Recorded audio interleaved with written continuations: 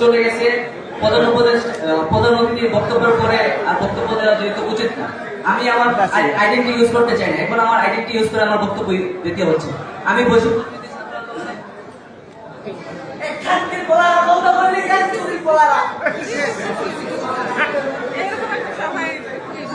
আমি 10 মিনিট দাঁড়িয়েছিলাম, আমাকে 1 মিনিট কথা বলার সুযোগ দিতে দেন। আশা হলো না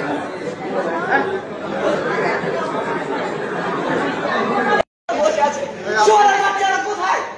বারোটি লোক ধরে এখন কাজবাদে দোষে না বসে আছে। আপনার পরিচয়টা বলবেন, পরিচয় বলবেন। আপনার পরিচয় কি ভাই বলুন তো?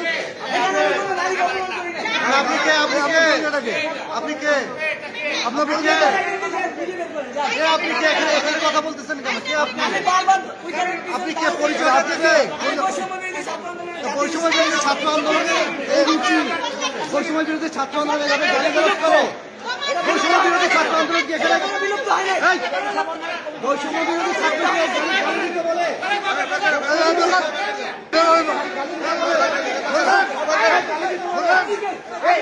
কি ভাষায় কথা বলে এটা? হ্যাঁ, আশ্চর্য। ভাষায় কথা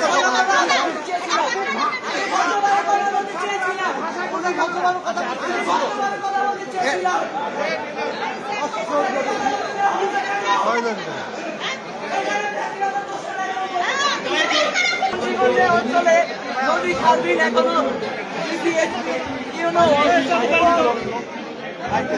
এবং নিয়োগ করে এখনো অবৈধ দখলদারকে দিয়ে রাখছে। সেটার জন্য আমি বলতে চাইছিলাম আলিউদ্দিনকে উনি বিশেষ জীববৈচিত্র্য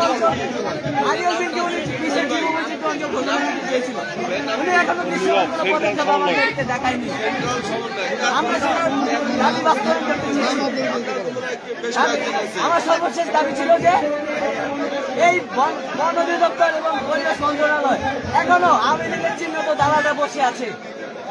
তাদেরকে কেন আমরা বারবার ডকুমেন্ট সহকারে প্রমাণ দেওয়ার পরও তাদেরকে কেন অপসারণ করা হয়নি? এই ছিল আমার 3টা দাবি। আমি এই 3টা দাবি বলার জন্য 2টা মিনিট সময় চেয়েছিলাম। এটার জন্য আমাকে 15 মিনিট দাঁড়িয়ে থাকতে হয়েছে। তারপর আমাকে সেশনটা দেওয়া হলো না। আমি তো আমার আইডেন্টি ইউজ করবো না। আমি এখানে গ্রিন বিক্রমপুর ফাউন্ডেশনের আহ্বায়ক হিসেবে এসেছি।